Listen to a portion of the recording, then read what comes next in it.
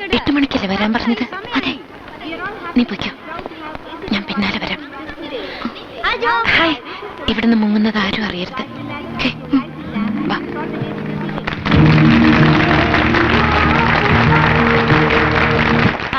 നീ ഓരോരുത്തരെ പോയാലല്ലേ എനിക്ക് അടുത്ത ആളെ അയക്കാൻ പറ്റുള്ളൂ.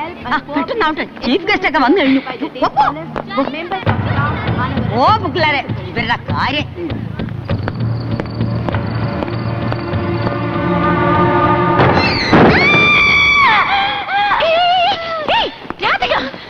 ഇത് ഞാനാ. ലൈറ്റ് ഇട്. ഞാനിപ്പോ തട്ടിപ്പോയേനെ. ഇങ്ങനെ പേടിച്ച പറ്റില്ല. നീ എന്തിനാ ഇങ്ങനത്തെ വേഷം കെട്ടി വന്നത്? നിന്നോട് അനുവാദം ചോദിച്ചിട്ടാണോ അയാൾ ഓരോ വേഷം കെട്ടുന്നത്? ജീൻസോ ടീഷർട്ടോ ഓവർകോട്ടോ എന്ത് വേണമെങ്കിലും അയാളിടാം. വില്ലന്റെ വേഷം കണ്ട് നീ പേടിക്കാതിരിക്കാൻ ഞാൻ നേരത്തെ നിനക്കൊരു ഷോക്ക് തന്നേ ഉള്ളൂ. ഷോക്ക് മണ്ണം കെട്ടാം. ഓക്കെ ഓക്കെ ഓക്കെ, നമ്മൾ തയ്യാറാണല്ലോ.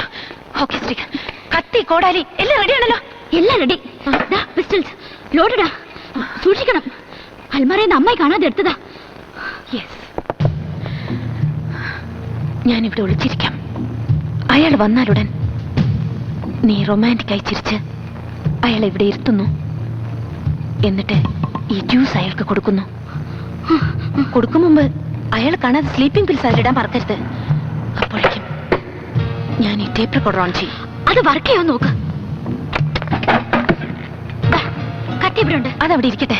ആളെ നമുക്ക് ഹാൻഡിൽ ചെയ്യാൻ കഴിഞ്ഞില്ലെങ്കിൽ മാത്രം തോക്കും കത്തിയൊക്കെ എടുത്താൽ മതി. 8 മണിക്കല്ലേ വരാൻ പറഞ്ഞത്? ഇനി 5 മിനിറ്റേ ഉള്ളൂ. പിന്നെ അയാൾ ഇറങ്ങി തുടങ്ങിയ നമ്മൾ രണ്ടുപേരും ചാടി പുറത്തിറങ്ങി വാതിൽ പൂട്ടുന്നു. ഓക്കെ? എന്നിട്ട് എല്ലാരെയും വിളിച്ചു വരുത്തുന്നു. ഓക്കെ? ബാക്കി കാര്യം പോലീസും പ്രിൻസിപ്പളും ഒക്കെ ഹാൻഡിൽ ചെയ്തോളും. ഗീതയുടെ മുറിയിലാ ലൈറ്റ് ഓൺ ചെയ്തിരിക്കുന്നത്. ഇപ്പൊ കണ്ടോ, അവള് തന്നെ ഓരോ നിയമങ്ങൾ ഉണ്ടാക്കും. എന്നിട്ട് അവള് തന്നെ തോന്നിയ അസുഖം കാട്ടും. അത് വിട. നമ്മുടെ മുറിയിലുള്ള ലൈറ്റ് മാത്രമേ തെളിഞ്ഞിരിക്കൂ എന്നല്ലേ നീ ആ രമേശിനോട് പറഞ്ഞിരിക്കുന്നേ? അതെ. ഇനിയിപ്പോ നമ്മൾ എന്ത് ചെയ്യും? നീ ഇവിടെ നിൽക്കേ, ഞാൻ ഇപ്പൊ പോയി ആ ലൈറ്റ് ഓഫ് ചെയ്തിട്ട് വരാം. എനിക്കിവിടെ തനിച്ച് നിൽക്കാൻ പേടിയാ. നീ ഇവിടെ നിന്നേ പറ്റുമോ? പേടിക്കണ്ട, ഞാൻ ഇപ്പൊ വരാം.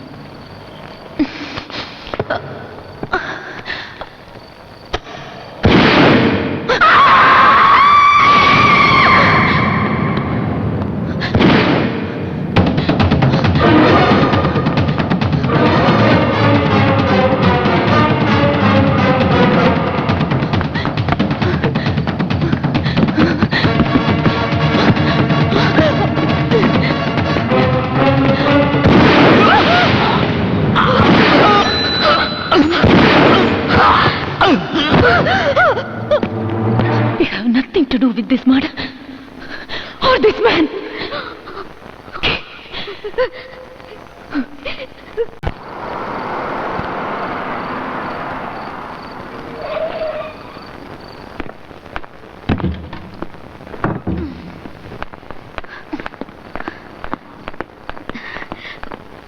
അമ്മായി വന്നില്ലേ? ഇല്ല, ഇതുവരെ വന്നില്ല. നീ വാ.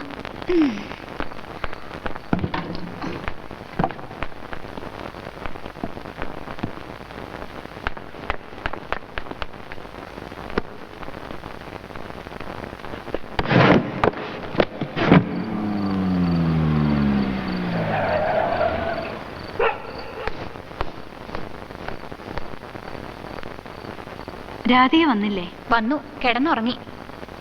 നീയും പോയി കിടന്നോ.